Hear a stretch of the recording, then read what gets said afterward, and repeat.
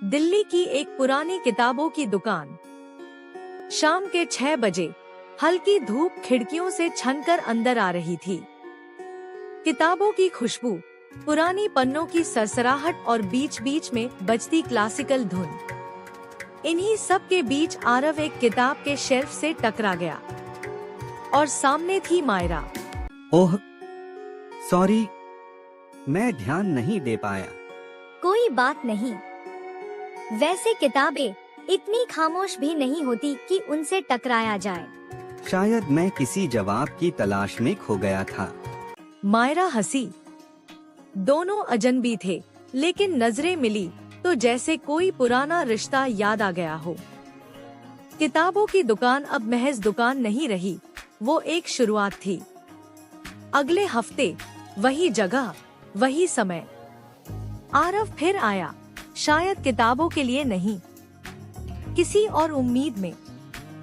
और मायरा भी वही थी, एक कॉफी कप और द अल्केमिस्ट हाथ में। फिर से वही किताब। कभी कभी जवाब एक ही किताब में छुपे रहते हैं, बस पढ़ने का नजरिया बदलना पड़ता है। वो दिन, उन बातों का सिलसिला धीरे धीरे दोस्ती की ओर बढ़ता गया।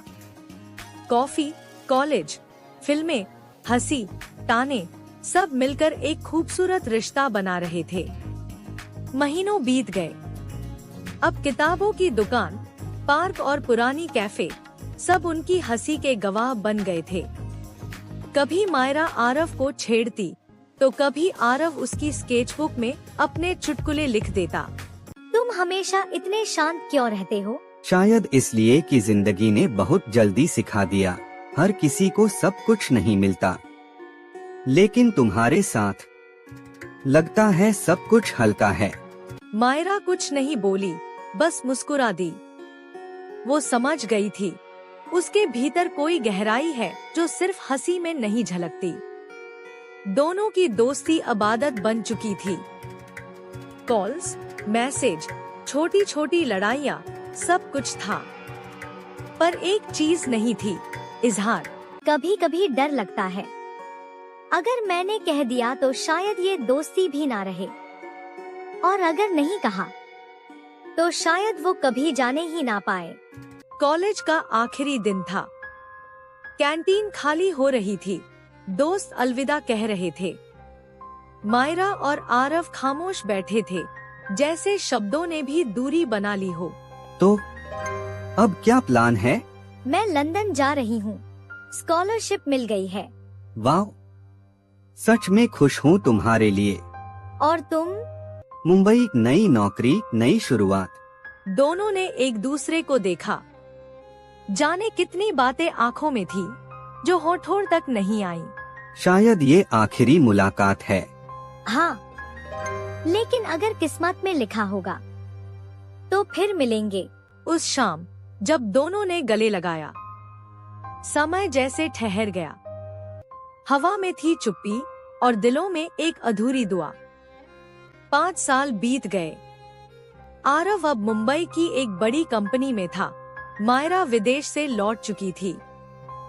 दोनों अपने अपने रास्तों पर आगे बढ़े, लेकिन वो एक रिश्ता, वो एक एहसास, दिल के किसी कोने में अब भी जिंदा था। कभी रातों को जब बारिश होती, आरव कॉफी लेकर खिड़की के पास बैठता। उसे अब भी किताबों की दुकान याद आती थी। काश एक बार फिर वही शाम लौट आए। दूसरी तरफ मायरा भी वही महसूस करती। लंदन की सड़कों पर चलते हुए वो अक्सर किसी पुरानी कैफे के बोर्ड को देखकर ठहर जाती। कितना अजीब है ना, कुछ लोग चले जाते हैं पर यादें वहीं रह जाती हैं।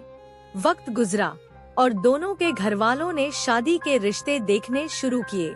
मायरा ने कभी ना नहीं कहा, बस मुस्कुराकर टाल देती।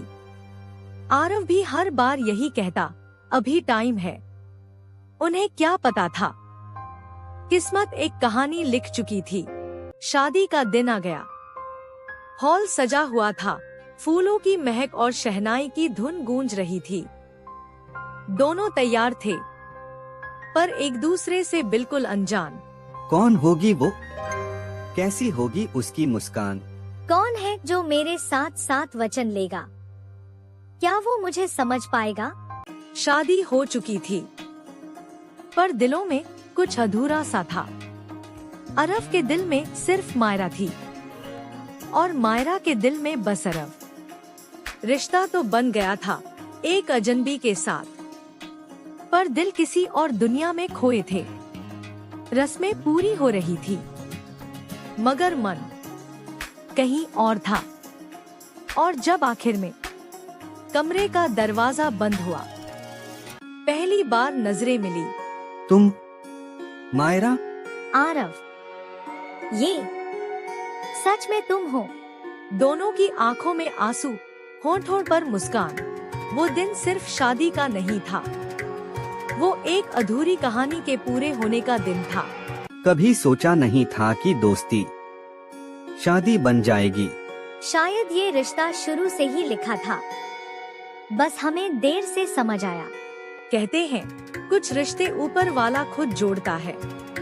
आरव और मायरा की कहानी इसका सबसे खूबसूरत सबूत थी।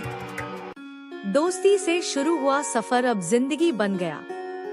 दोनों ने सीखा, सच्चे रिश्ते कभी खोते नहीं, बस सही वक्त पर लौट आते हैं। धीरे धीरे वक्त के साथ उनकी हंसी, यादें और प्यार फिर उसी किताबों की दुकान में लौट आया, जहां एक अजनबी मुलाकात ने उनकी पूरी कहानी लिख दी थी। कभी कभी सबसे खूबसूरत कहानियां वहीं से शुरू होती हैं, जहां हमें लगता है सब खत्म हो गया। अगर कहानी पसंद आई हो तो लाइक, शेयर और सब्सक्राइब जरूर करना। Thanks for watching.